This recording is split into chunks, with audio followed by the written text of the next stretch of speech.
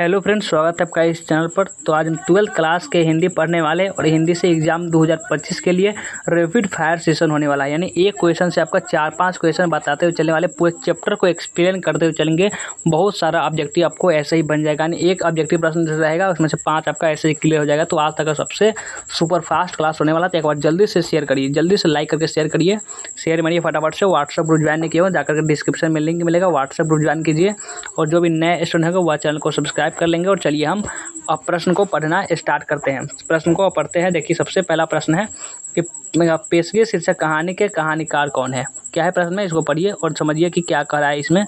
जल्दी बताइए कि पेशगी शीर्षक कहानी के कहानीकार कौन हो जाएंगे। पेशगी, ये पेशगी जो है, अगर बात करिए पेशगी कहाँ से लिया गया है, तो ये आपका लिया गया है प्रतिपूर्ति से। पेशगी क्या है, ये आपका प्रतिपूर्ति है। और ये प्रतिपूर्ति का तीसरा नंबर चैप्टर है। प्रतिपूर्ति का ये तीसरा नंबर चैप्टर है। प्रतिपूर्ति क्या, जब बुक का लास्ट में होता है, जो आप नहीं देखे होंगे या फिर देखे भी होंगे, वही उसको प्रतिपूर्ति बोलते हैं। इसमें 3 चैप्टर होता है, तीनों चैप्टर से लगभग हमेशा 10 नंबर तो पूछ लिए ही जाते हैं। तो इसमें पेशगी शीर्षक कहानी के कहानीकार के बारे में पूछा है। तो कहानीकार कौन हो जाएंगे, ये आपका हो जाएंगे कौन, ये आपका हेनरी लोपेज। हेनरी लोपेज हो जाएंगे इसके पेशगी के कहानीकार, यानी कि सी वाला ऑप्शन इसका हो जाएगा करेक्ट आंसर। गाइडी मोपासा, ये दिखे रस्सी के टुकड़ा, रस्सी के टुकड़ा, रस्सी का टुकड़ा जो है इसको लिखे हुए है गाइडी मोपासा, रस्सी के टुकड़ा को। और जब आपका एंटोन चेखव है, एंटोन चेखव ये आपका कौन से पाठ को लिखे थे, ये भी हम आपको बताते हैं। तो जो आपका एंटोन चेखव है, ये लिखे हैं क्लर्क की मौत। क्लर्क की मौत जो आपका ये चैप्टर है, इसको लिखे हुए हैं एंटोन चेखव। ये आपको पता है, ये इंग्लिश का भी एक चैप्टर लिखे हुए, इंग्लिश का भी चैप्टर जिसका नाम क्या है, अ मैरिज प्रपोजल। ऐसे हिंदी की क्लास लेकिन बता दे रहे हैं, मैरिज प्रपोजल को ये लिखे हुए हैं एंटोन चेखव। यानी आपका हो जाएगा सी वाला ऑप्शन है इसका करेक्ट आंसर। और पेशगी में क्या चीज़ के बारे में बात किया होता है, पेशगी जो होता है एक फ्रैंकवा होती है, और एक होता है नौकरानी जो अपने मालकिन के यहाँ काम करने जा रही होती है। और उसी के बारे में पूरा चैप्टर लिखा गया है। उसका एक बेटे का नाम होता है, जो मालकिन होती है उनके बेटी होता है। मालकिन की बेटी का नाम क्या था, बता देते हैं आपको। मालकिन होती है और एक नौकरानी होती है। इसमें क्या होती है, पेशगी में मालकिन होती है और नौकरानी होती है। मालकिन के बेटी का नाम था क्या, फ्रैंकवा। मालकिन के बेटी का नाम था फ्रैंकवा, और ये नौकरानी होती है इसके बेटा था जिसका नाम होता है हिटलर।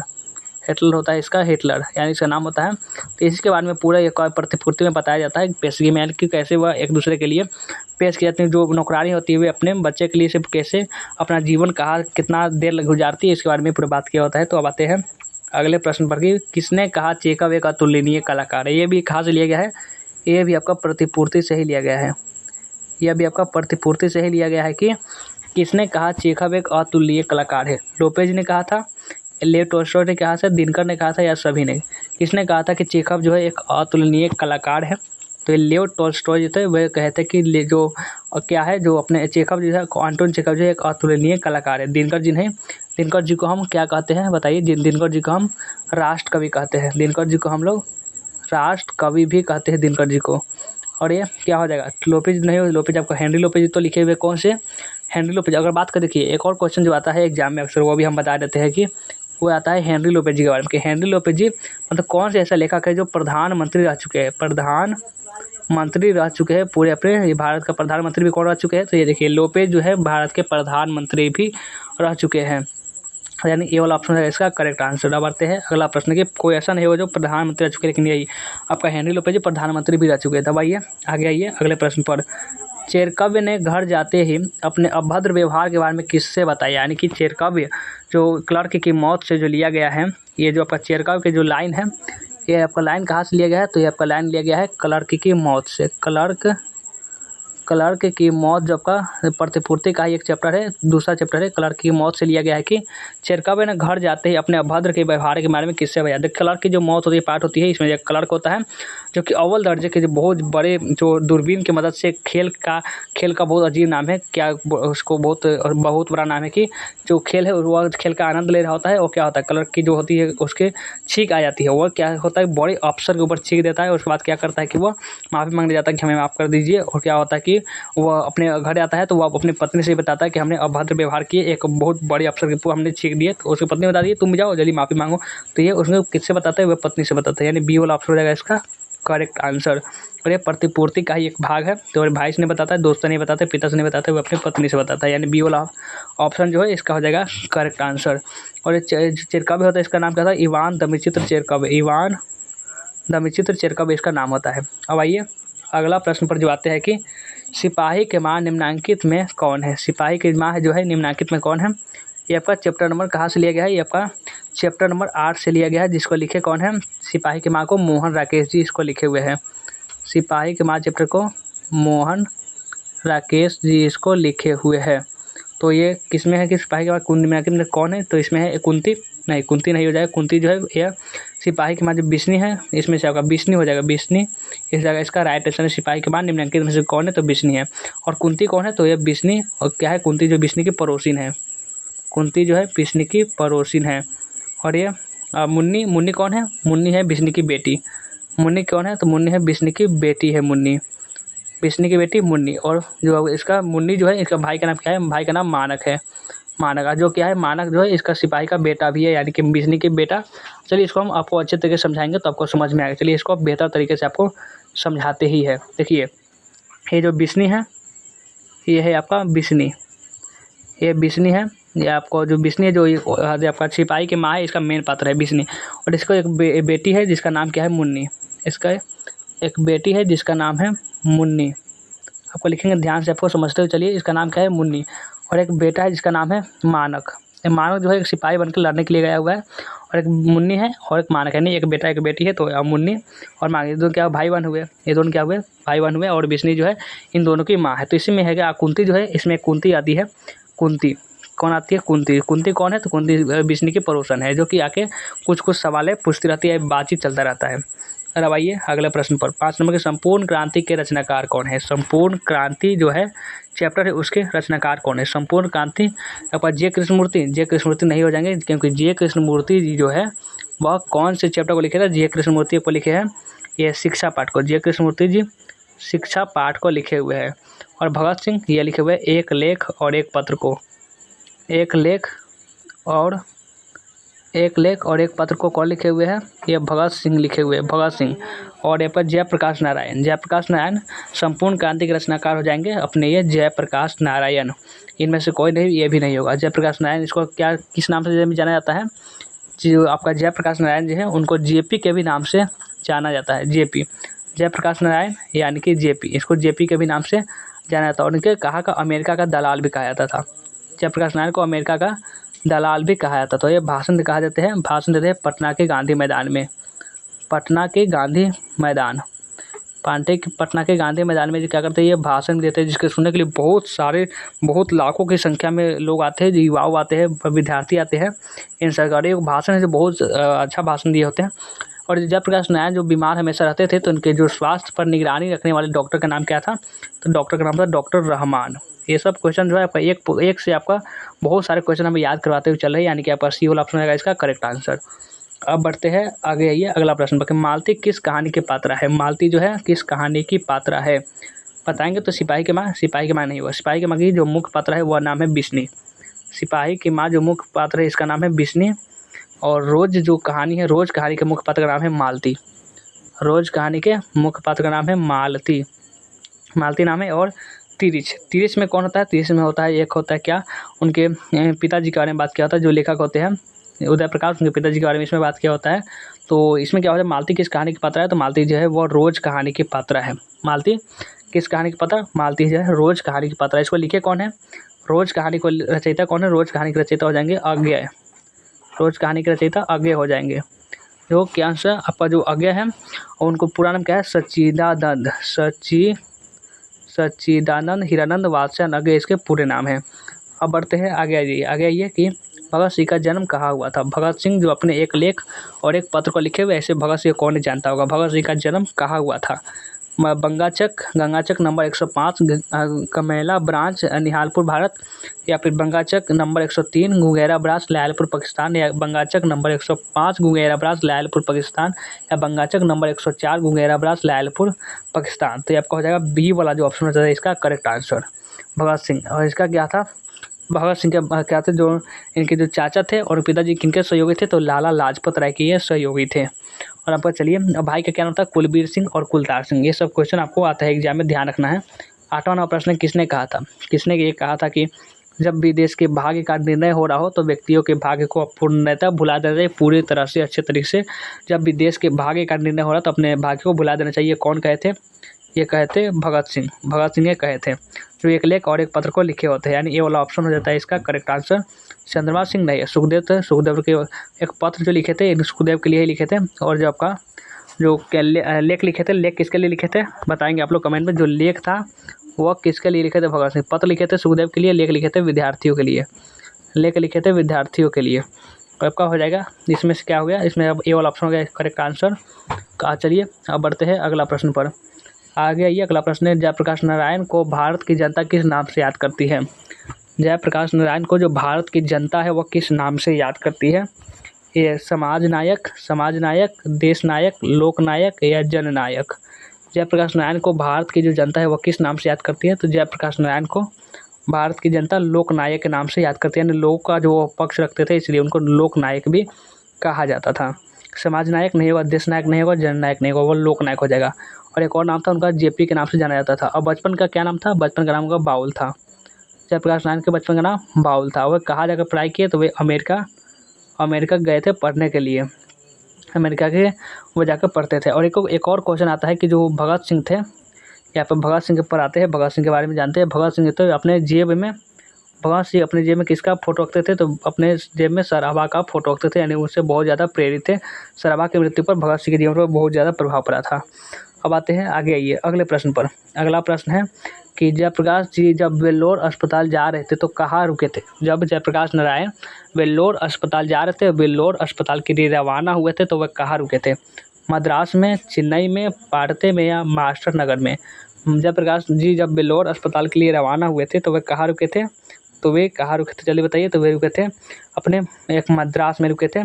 किसका, ईश्वर अय्यर के यहाँ, अपने दोस्त के यहाँ रुके थे, जहाँ पे क्या होता है वह कहाँ मद्रास जा रहे थे। उसके बाद क्या होता है वह भाषण देते हैं पटना के गांधी मैदान में। भाषण कब दिए थे, 5 जून 1974 को, 5 जून 1974 को वे भाषण दिए होते हैं। और जो जयप्रकाश नारायण का जो माता का नाम क्या था, इनके पिता का नाम था हर्षुदयाल। जयप्रकाश नारायण के पिता का नाम था हर्षुदयाल। इस सब क्वेश्चन आपको याद रखना है। और माता का नाम फूल रानी देवी, माता का नाम था फूल रानी, पिता का नाम हर्षुदयाल।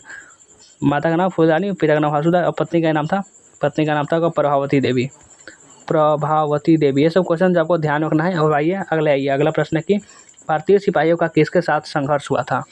भारतीय सिपाहियों का किसके साथ संघर्ष हुआ था। फ्रांसीसियों के साथ, तुर्कों के साथ, अंग्रेजों के साथ या जर्मनी के साथ।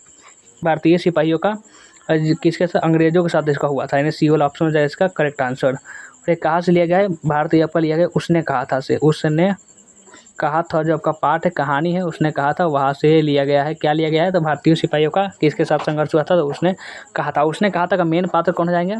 उसने कहा था का मेन पात्र लहना सिंह। उसने कहा था जो आपका कहानी इसका मेन पात्र लहना सिंह हो जाएगा। और इसमें से बहुत लहना सिंह क्या होता है, लहना सिंह के बारे में भी हम बताएंगे, चिंता मत कीजिए।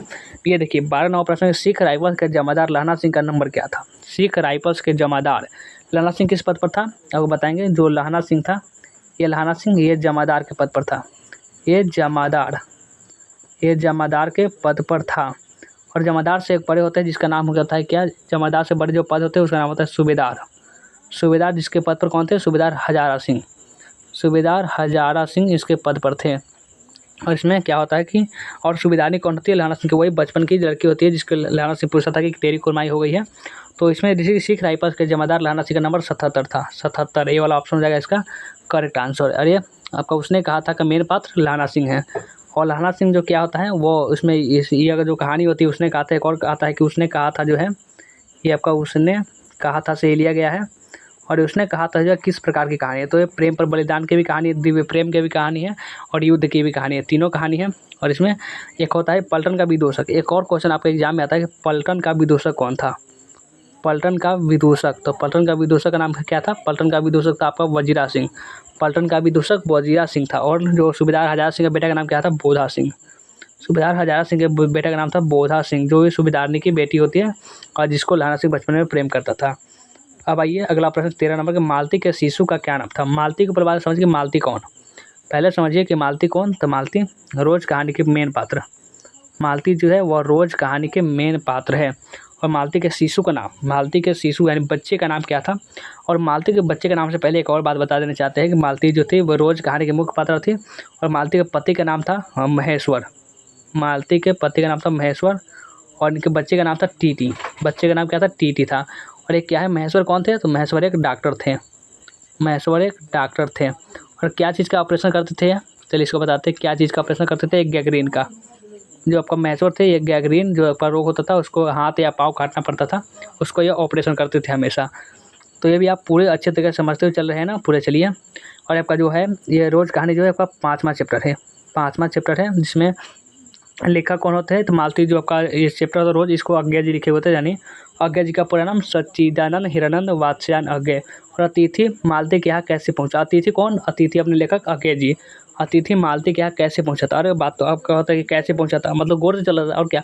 तो अतिथि मालती के पास कैसे पहुँचा था? टट्टू पर, मोटर से, पैदल या साइकिल से? तो वे पैदल ही चले थे। अतिथि मालती के घर पैदल ही चल के गए थे। और मालती के जो शिशु था उनके बच्चे का नाम टीटी था, ये भी आपको ध्यान रखना है।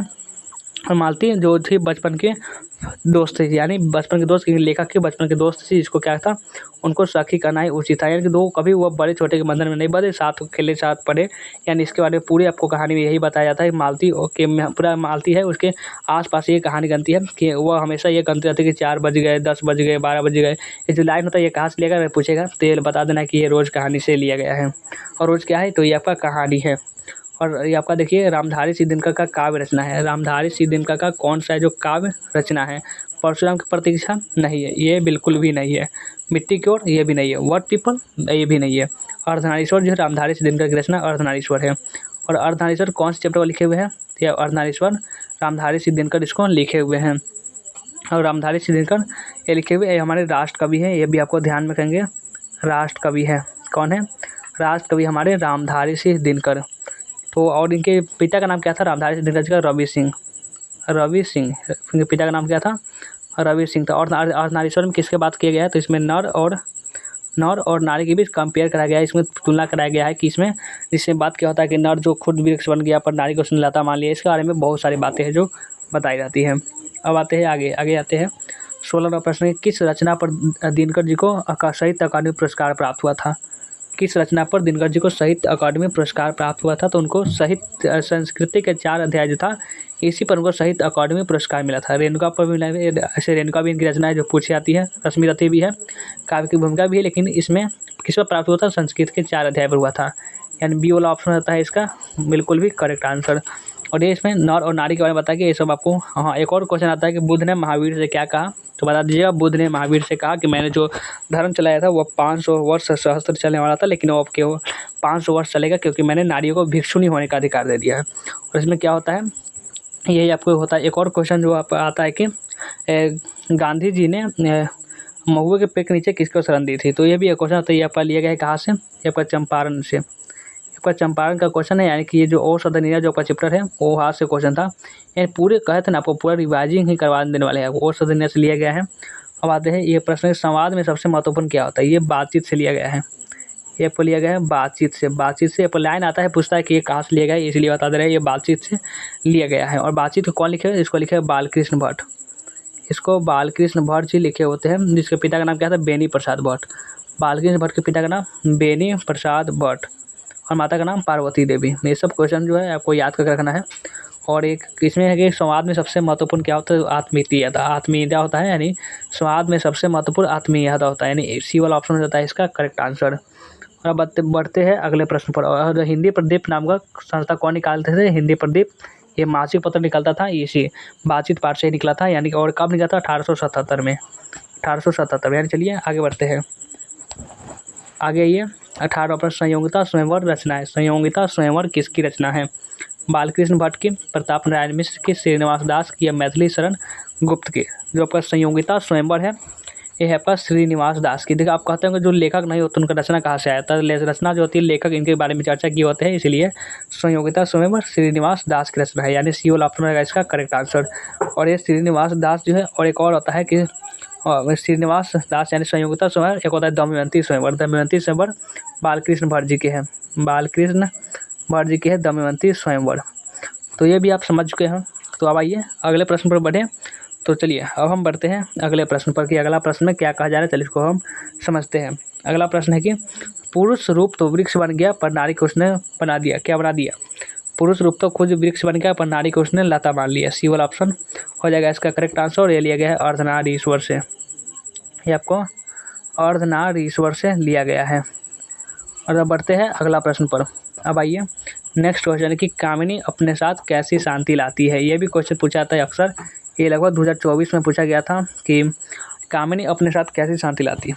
कामिनी जो होती है उजरी हुई बिल्कुल नहीं, लहराती हुई ये भी नहीं, छुड़ी हुई ये भी नहीं, तो कामिनी अपने साथ यामिनी जैसी लाती है शांति। कामिनी अपने साथ यामिनी जैसी, ये भी आपका अर्धनारीश्वर चैप्टर से ही लिया गया है, जिसको रामधारी सिंह दिनकर बोलते हैं और इसको हम शॉर्ट में दिनकर बोलते हैं। रामधारी सिंह दिनकर का शॉर्ट नाम क्या था? दिनकर। रामधारी सिंह दिनकर का शॉर्ट नाम दिनकर होता है। तो आप बढ़े आगे, ये अगले प्रश्न पर कि अगला प्रश्न क्या करा, चलिए इसको समझते हैं। अगला प्रश्न, जय कृष्णमूर्ति क्या थे? जय कृष्णमूर्ति आखिर थे क्या? आखिर क्या थे आखिर जय कृष्णमूर्ति? राज्य शिक्षक थे, देश शिक्षक थे, विश्व शिक्षक थे, गांव के शिक्षक थे, तो वे क्या थे? जय कृष्णमूर्ति एक विश्व शिक्षक थे, यानी विश्व के शिक्षक थे जय कृष्णमूर्ति। और एक कौन से चैप्टर को लिखे हुए हैं? ये लिखे हुए शिक्षा चैप्टर को, शिक्षा पाठ को लिखे हुए हैं, जो कि क्या है? शिक्षा पाठ क्या है? तो ये संभाषण है। शिक्षा पाठ क्या है? ये आपका संभाषण है, संभाषण। ये सब क्वेश्चन होता है जो आपको, और एक और जो होता है इसमें सब्जेक्टिव क्वेश्चन भी एक दो पूछ लिए आते हैं, इसको वो भी आपको ध्यान में रखना है। और ये आइए 22 नंबर की, किस खंड की प्रस्तावना में कहा गया है भिगो दूंगी अगजग की छोड़? ये कहा गया है? तो ये कहा गया है आपका, ये आपका काव्य खंड में, एक काव्य खंड में कहा गया है, जो क्योंकि ये कविता का अंश है, इसलिए ये वाला ऑप्शन हो जाएगा इसका करेक्ट आंसर। अब बढ़ते हैं अगला प्रश्न पर। अगला प्रश्न, सूरदास के दीक्षा गुरु कौन थे? ये भी 22 नंबर प्रश्न है कि सूरदास के दीक्षा गुरु कौन थे? महाप्रभु वल्लभाचार्य, महाप्रभु रामानंद या विश्वनाथ? सूरदास के जो दीक्षा गुरु थे, ये नहीं होगा, ये भी नहीं होगा, ये होगा। शिवदास के दीक्षा गुरु महाप्रभु वल्लभाचार्य। और जो सूरदास तो किस काल के थे? वो भक्ति काल के, वे भक्ति काल के थे। और सूरदास ही क्यों?